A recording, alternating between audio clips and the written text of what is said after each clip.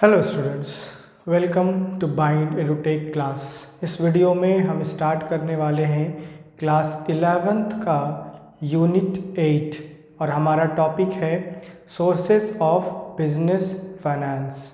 Okay, जब कोई trader business start करता है और वो जो उसमें अपना पैसा लगाता है जिसे हम इनिशियल कैपिटल बोलते हैं, ओके, तो वो पैसा क्या लंबे समय तक के बिजनेस के रिक्वायरमेंट्स को पूरा कर सकता है? अगर हमारा बिजनेस लंबे समय तक चल रहा है, जो हमने इनिशियल स्टेज पर कैपिटल इन्वेस्ट किया था बिजनेस में, क्या वो सारे रिक्वायरमेंट्स को पूरा कर पाएगा? So the answer is no. For a time period या कुछ समय के लिए वो कैपिटल या वो पैसा सफिशिएंट होगा, but for a longer time या लॉन्गर पीरियड के लिए वो पैसा सफिशिएंट नहीं होगा। तो इसके लिए हम लोग क्या करेंगे? तो इसके लिए हम लोग बिजनेस में कुछ सोर्सेस को यूज़ करते हैं। तो इस चैप्टर में हम लोग उन सोर्सेस को डिफाइन करेंगे और ये जान पाएंगे कि अगर हमें एक बिजनेस करना है और आफ्टर डैट हमें फंड्स का रिक्वायरमेंट होगा तो हम किस ओर जा सकते हैं फंड्स को कलेक्ट करने के लिए। So let's start with the definition. Business finance refer to capital fund. Okay, business finance जो है वो रेफर करता है कैपिटल फंड को और क्रेडिट फंड को। ओके, दोनों ही फंड्स को ये रेफर करता है।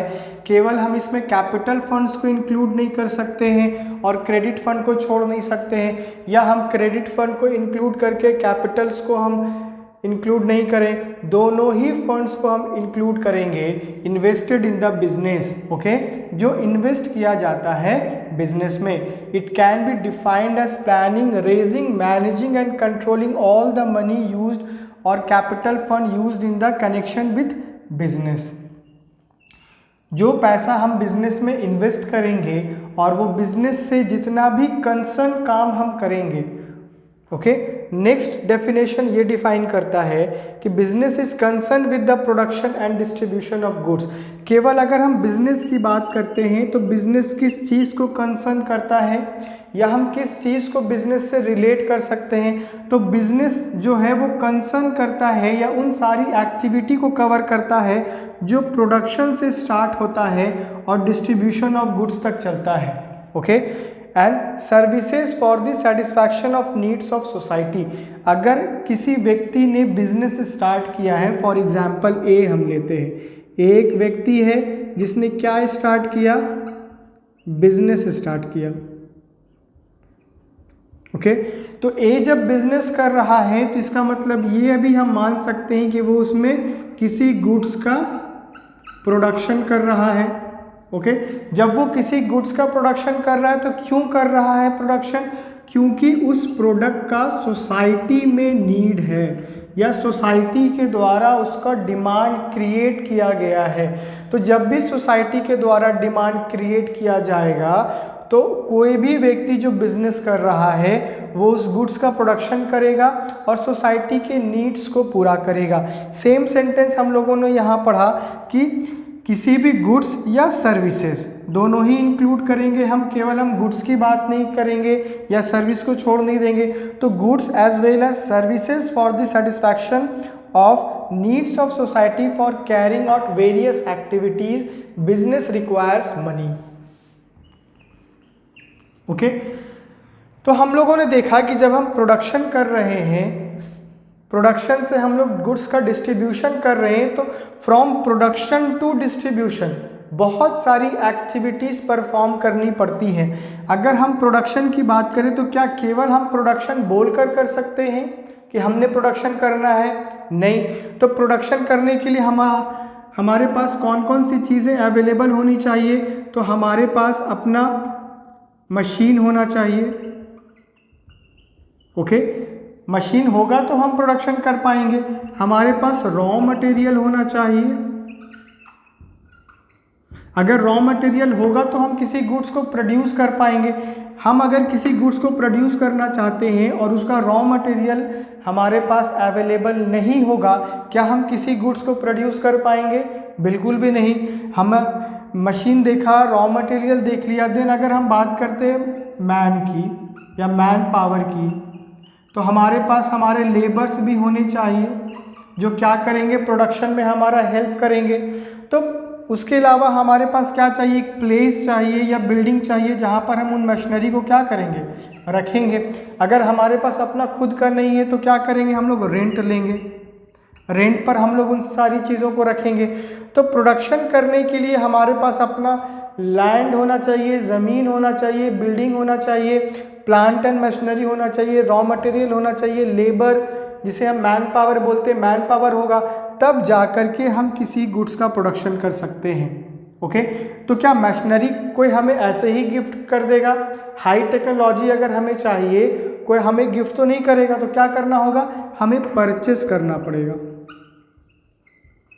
तो परचेज हम कैसे कर पाएंगे, जब तक हमारे पास सफिशिएंट पैसा अवेलेबल नहीं होगा, मनी अवेलेबल नहीं होगा। क्या हम मशीनरी परचेस कर पाएंगे? तो बिल्कुल भी नहीं। मशीनरी परचेस करने के लिए हमारे पास पैसा होना ज़रूरी है।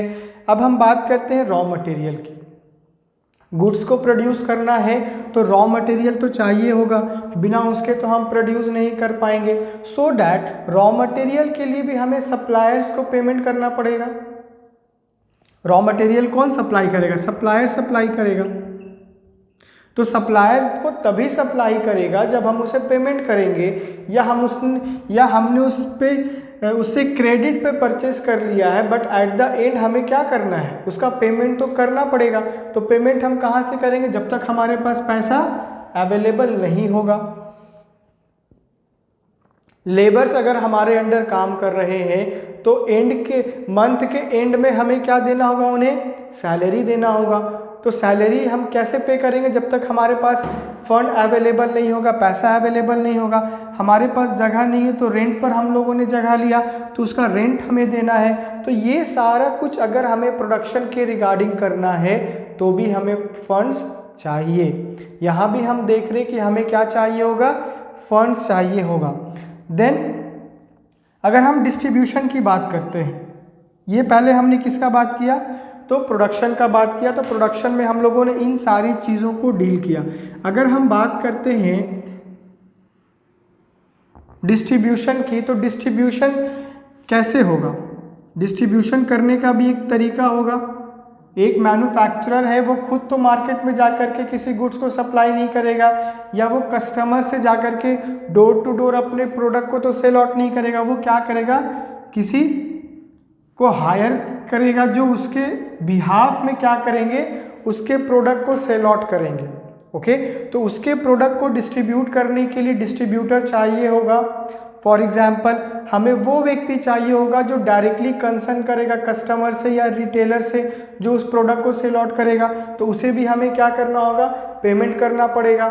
एडवर्टीजमेंट करेंगे तो उसमें भी पैसा खर्च होगा। तो ये सारा कुछ करने में हमें क्या लग रहा है, पैसा लग रहा है। So that finance therefore is called the life blood of any business.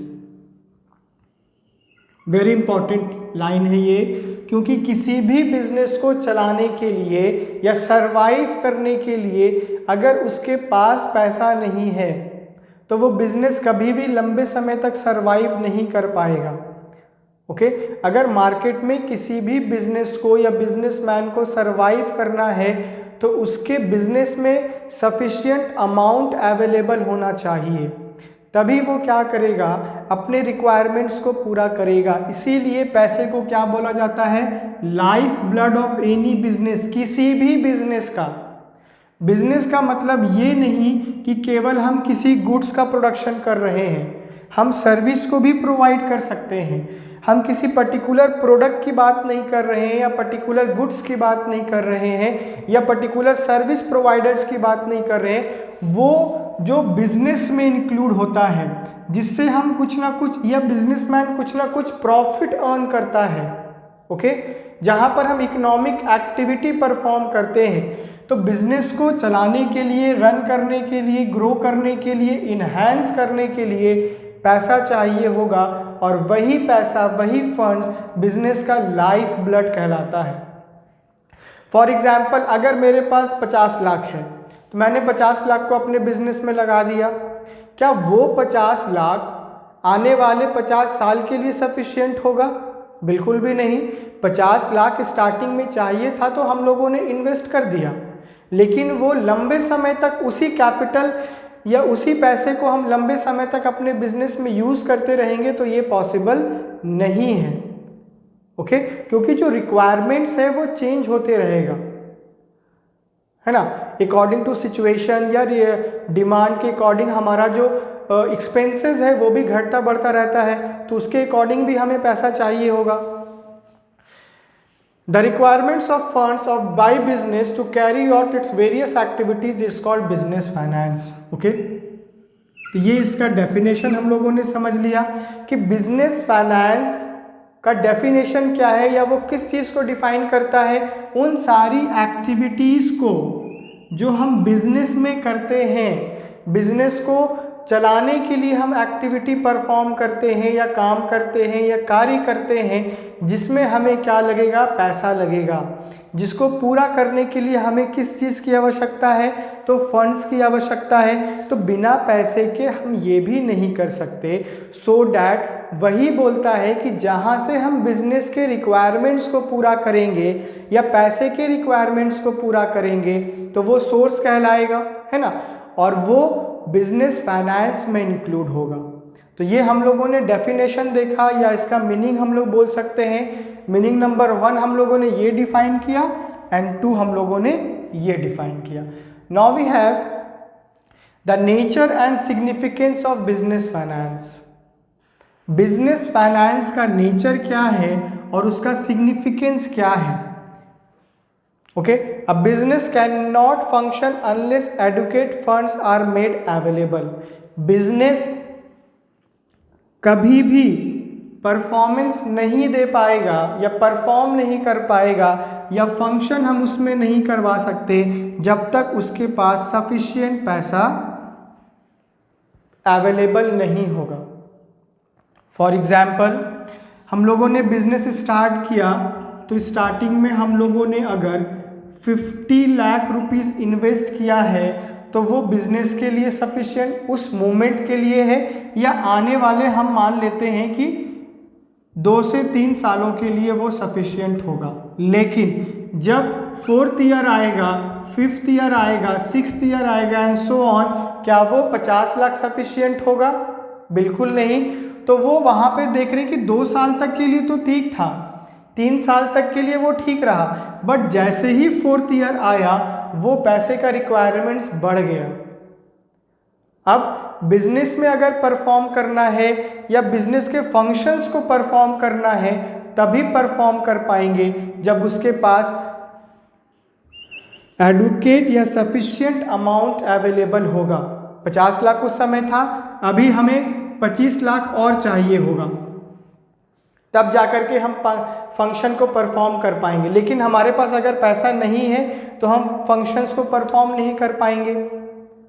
तो बिजनेस में अगर हम प्रोडक्शन कर रहे हैं तो स्टॉप हो जाएगा क्योंकि हम कुछ अर्न नहीं कर रहे हैं और उसमें इन्वेस्ट नहीं कर रहे हैं, है ना। तो बिजनेस में अगर कुछ हम अर्न नहीं कर रहे हैं प्लस हम उसमें कुछ इन्वेस्ट नहीं कर रहे हैं, क्या हम बिजनेस के रिक्वायरमेंट्स को पूरा कर पाएंगे? बिल्कुल नहीं। बिजनेस तो यही बोलेगा कि आप अगर चाहते हो कि बिजनेस ग्रो करे तो आपको अर्न भी करना पड़ेगा और इन्वेस्ट भी करना पड़ेगा। अर्न आप करोगे प्रॉफिट के थ्रू और इन्वेस्ट आप तब करोगे जब आप कुछ ना कुछ अर्न कर पा रहोगे, है ना। तो बिजनेस जब अर्न करेगा तभी तो इन्वेस्ट करेगा। Are made available to it. हमेशा अगर बिजनेस हमें अच्छा करना है या अच्छा परफॉर्म करना है बिजनेस में तो कैसे करना पड़ेगा? हमेशा हमें ये ध्यान में रखना होगा या बिजनेसमैन को ध्यान में रखना होगा कि उसके पास हमेशा एक प्लेस ऐसा रहे जहाँ पे वो अपने पैसे को सिक्योर रख पाए। फॉर एग्जाम्पल, अगर वो अर्न करता है profit, for example 100 rupees earn करता है, ओके, और उसने अपना सारा एक्सपेंसेस और सबको पेमेंट करके और सारा जितना खर्चा है उसने निकाल लिया 85 रुपीज़, बचा कितना? 15 रुपीज़ बचा, है ना। तो 15 रुपीज़ जो बचा है इसमें, तो 15 रुपीज़ वो क्या करेगा? वो सेव कर देगा उसको, है ना। वो सेव करेगा तब अगर कभी भी पैसे की आवश्यकता होगी तो वो क्या करेगा, उसी 15 रुपये को अपने बिजनेस में इन्वेस्ट कर सकता है, क्योंकि 85 में उसने क्या कर लिया, सारा एक्सपेंस निकाल लिया, सारा कुछ पेमेंट कर दिया, क्रेडिटर्स को दे दिया, सप्लायर्स को दे दिया, सारा कुछ कर दिया। अब जो 15 रुपया बचा है वो अपने बिजनेस को ग्रो करने में वो इन्वेस्ट कर सकता है। The initial capital contributed by the entrepreneur is not always sufficient. Very important line कि जब भी बिजनेस में इनिशियल कैपिटल इन्वेस्ट किया जाता है या कंट्रीब्यूट किया जाता है, ओके, कंट्रीब्यूट तब हम करेंगे, फॉर एग्जांपल बिजनेस स्टार्ट किया, इसमें हमने क्या किया, 15 लाख रुपीस इन्वेस्ट कर दिया, वो इनिशियल स्टेज में रिक्वायरमेंट्स था उसका, तो वो हम लोगों ने स्टार्ट कर दिया। अब बोलता है कि not always sufficient to take care of all financial requirements. Initial stage पर जो एंटरप्रेन्योर बिजनेस के रिक्वायरमेंट्स को पूरा करने के लिए पैसे को कंट्रीब्यूट करते हैं या बिजनेस में इन्वेस्ट करते हैं, वो हमेशा सफिशिएंट नहीं होता है। अगर सफिशिएंट नहीं होगा तो फिर बिजनेसमैन क्या करेगा?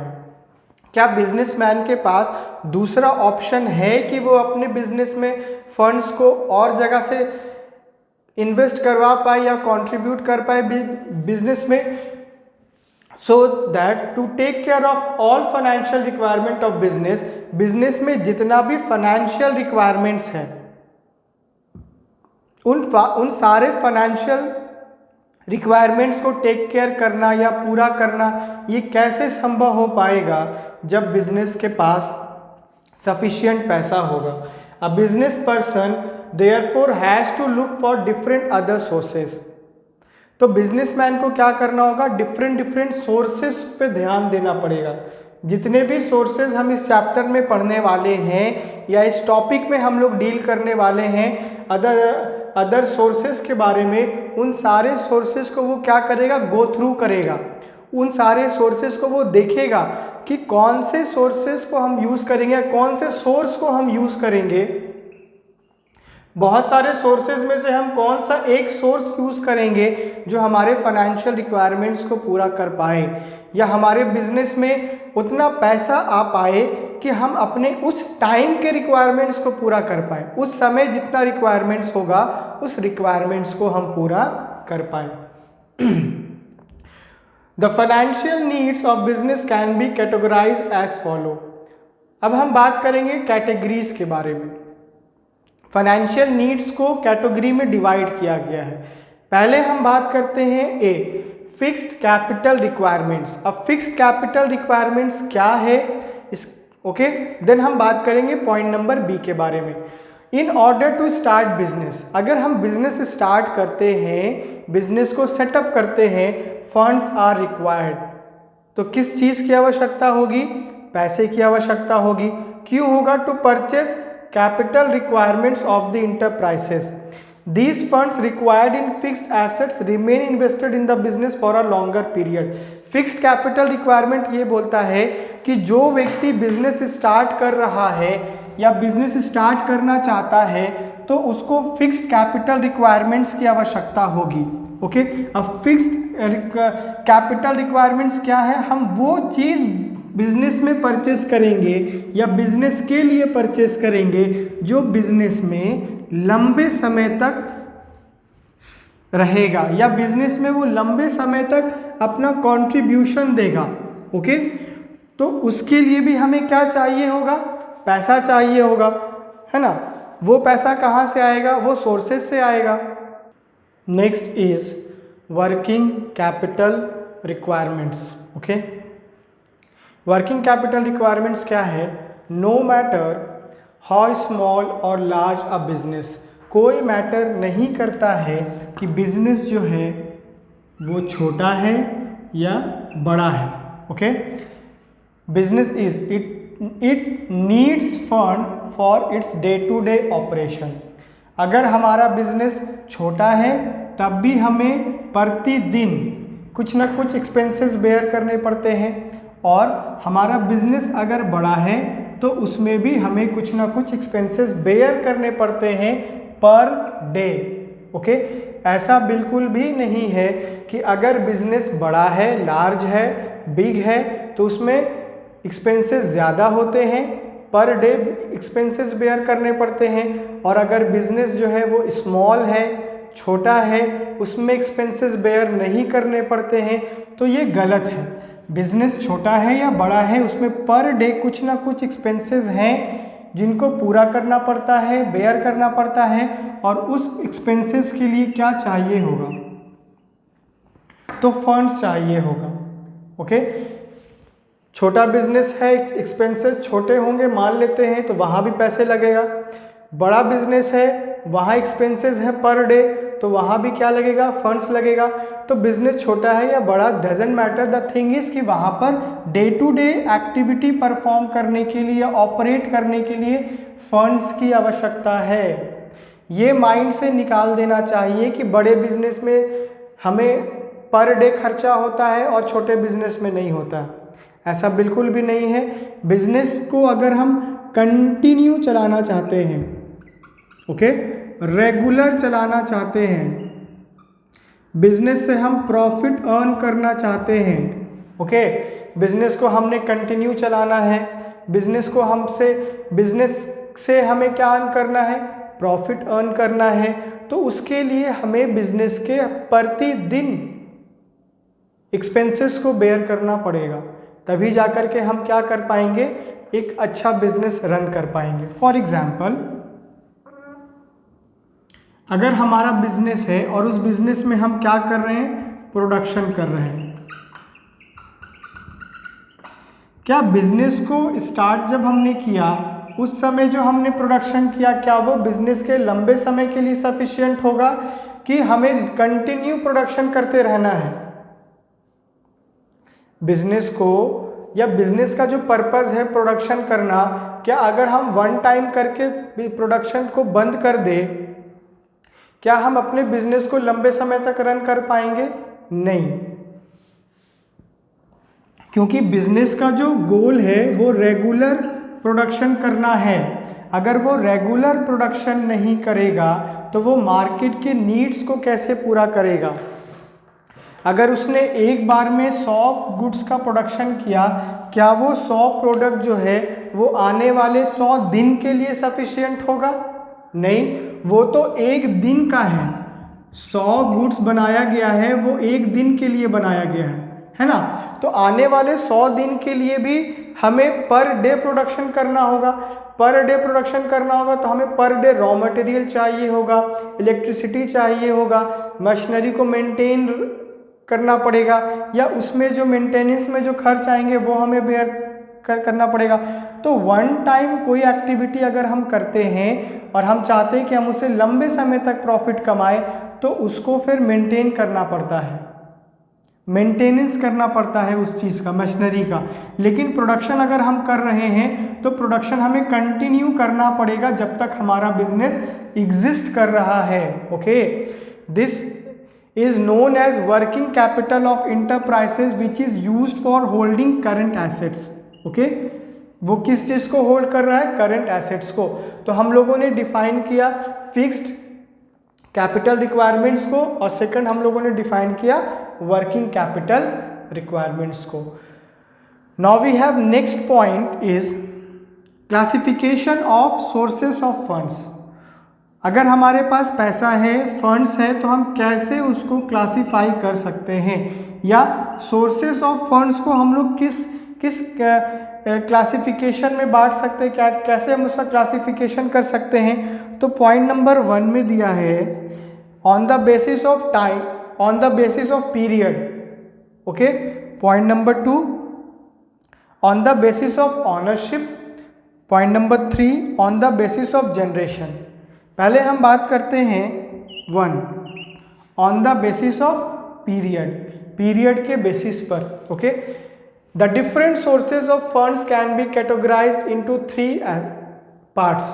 ओके, सोर्सेज ऑफ फंड्स को हम लोग 3 कैटेगरी में डिवाइड कर सकते हैं। अगर हमें कोई काम करना होता है तो पहले हम ये देखते हैं कि हमारा कौन सा काम है, ओके, उस काम से हमें कितना प्रॉफिट होने वाला है, में हमें कितना टाइम लगाना पड़ेगा, ओके, कितना हमें पैसा खर्च करना पड़ेगा, तब जा कर के हम अपना टाइम शेड्यूल बनाते हैं, ओके। उसी प्रकार यहाँ पर 3 कैटेगरी में सोर्सेस ऑफ फंड्स को डिवाइड किया गया है। पॉइंट नंबर 1 में बोलता है long term sources, okay, there are long term sources, medium term sources and short term sources. अब ये लॉन्ग टर्म क्या डिफाइन करता है, मीडियम टर्म क्या डिफाइन करता है और शॉर्ट टर्म क्या डिफाइन करता है। अगर हम बात करते हैं लॉन्ग टर्म की, तो लॉन्ग टर्म में कितने लंबे समय तक, एक टाइम का पीरियड तो होगा, ईयर भी उसमें डिफाइन होगा कि कब से कब तक, यानी जिस समय हम लोगों ने पैसा लिया उस समय से लेकर के कितने समय तक वो पैसा हम चुकाएंगे अपने बोरोवर, है ना, जहाँ से हम लोगों ने पैसा लिया है। तो लॉन्ग टर्म क्या डिफाइन करता है, उसी प्रकार मीडियम टर्म क्या डिफाइन करता है। So let's see long term. The long term sources fulfil the financial requirements.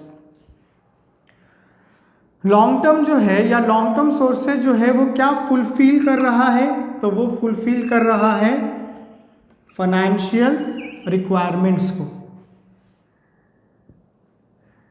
देखो, लॉन्ग टर्म भी फाइनेंशियल रिक्वायरमेंट्स को पूरा करेगा, मीडियम टर्म भी फाइनेंशियल रिक्वायरमेंट्स को पूरा करेगा और शॉर्ट टर्म भी फाइनेंशियल रिक्वायरमेंट्स को पूरा करेगा। इसमें जो मेन डिफरेंस हमें जानना है वो टाइम का है, okay. Financial requirements of an enterprises for a period, अब कितने समय के लिए, एक्सीडिंग 5 years। ये याद रखना है कि 5 सालों तक। एंड इंक्लूड सोर्सेज, अब इसमें हम कौन कौन सी चीज़ें इंक्लूड कर सकते हैं, okay, such as shares, debentures, long term borrowing and loans from financial institution. इसमें हम इंक्लूड करेंगे शेयर्स को,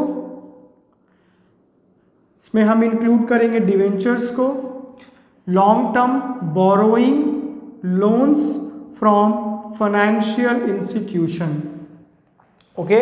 अगर हम फाइनेंशियल इंस्टीट्यूशन से लोन लेते हैं, शेयर्स इशू करते हैं, डिवेंचर इशू करते हैं, वहाँ क्या हो रहा है, पैसा आ रहा है, ओके। तो ये सारा कुछ किस में इंक्लूड होगा, ये लॉन्ग टर्म सोर्सेज में इंक्लूड होगा। Now we have next point, where the funds are required for a period of more than 1 year। यहाँ पे हम लोगों ने कितना देखा था, 5 साल। अब हम यहाँ देखेंगे कि मीडियम टर्म की अगर हम बात करते हैं तो मीडियम टर्म में ये बोलता है कि मोर देन 1 year, 1 साल से ज़्यादा, ठीक है, 1 साल से ज़्यादा हो गया, लेकिन लेस देन कितना होना चाहिए। अगर हम बोलते हैं कि ये हमें पैसा हमने तुम्हें आज दिया है और 1 हफ्ते के बाद हमें चाहिए, तो 1 हफ्ता जो वो क्या है, वो टाइम बाउंडेशन है उसका। तो अगर हम मीडियम टर्म की बात करते हैं तो मीडियम टर्म में कितने से कितना तक होना चाहिए, तो 1 year, 1 साल, बट लेस देन 5 year। यहाँ पर हम लोगों ने देखा था एक्सीडिंग 5 years, यहाँ पर बोल रहा है 1 साल से ज़्यादा तो मिल गया, लेकिन नॉट मोर देन या लेस देन 5 year, 5 साल से कम, 1 साल से ज़्यादा और 5 साल से कम होना चाहिए। तो ये हमने किस में देखा, ये हम लोगों ने मीडियम टर्म्स में देखा। Term sources of finance are used, these sources include, अब ये क्या इंक्लूड करता है, borrowing from commercial bank. Commercial bank से क्या करना, उधार लेना, बोरो करना, है ना। तो अगर हम कमर्शियल बैंक से बोरो करते हैं तो हमारा जो टाइम पीरियड दिया गया है, कितने पीरियड का दिया गया है, मोर than 1 year but less than 5 year, okay. Next ये बोलता है पब्लिक डिपॉजिट, डिपॉजिट तो करवाएंगे किसके द्वारा, पब्लिक के द्वारा। Lease financing and loans from financial institution, financial institution से भी हम लोन लेंगे, लेकिन जो उसका टाइम पीरियड होगा वो मोर than 1 year but less than 5 year, okay. Next point is short term funds. अब देखते हैं कि लॉन्ग टर्म में हम लोगों ने देख लिया कि एक्सीडिंग 5 year है, ओके। मीडियम टर्म में हम लोगों ने देखा कि more than 1 year but less than 5 year. अब हम बात करते हैं शॉर्ट टर्म की। शॉर्ट टर्म क्या डिफाइन करता है? Short term funds are those which are required for a period not exceeding 1 year, यानी 1 साल से ज़्यादा नहीं। ट्रेड क्रेडिट, अब इसमें क्या हम इंक्लूड कर सकते हैं? तो हम इसमें इंक्लूड कर सकते हैं ट्रेड क्रेडिट, कमर्शियल बैंक्स को और कमर्शियल पेपर्स को हम इसमें इंक्लूड कर सकते हैं। तो हमने आज इस वीडियो में डिफाइन किया लास्ट में classification of sources of funds, जिसमें हम लोगों ने पॉइंट नंबर 1 को डिफाइन किया है, that is on the basis of period, जिसका डेफिनेशन हम लोगों ने देखा, और उसके अंदर लॉन्ग टर्म आ रहा है, लॉन्ग टर्म सोर्सेज आ रहा है, मीडियम टर्म सोर्सेज आ रहा है, and the last short term sources. Next video में हम बात करेंगे पॉइंट नंबर 2 के बारे में। पॉइंट नंबर 2 क्या है? On the basis of ownership, and after that we will discuss point number 3 on the basis of generation. Okay.